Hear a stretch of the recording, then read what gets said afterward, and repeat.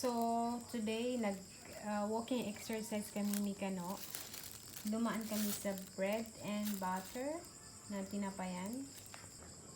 So, bumili kami ng dalawang biscuitso.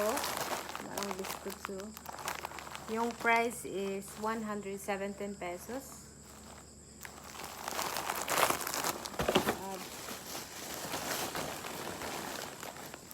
Dalawang pack na butter biscuit. Only 60 pesos din.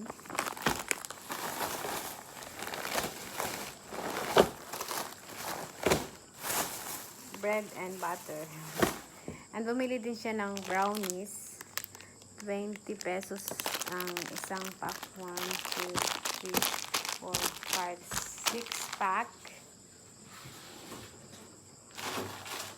Salad para lumamig.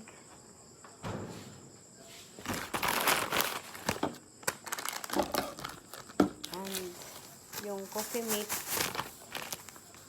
na stick na 3 pesos per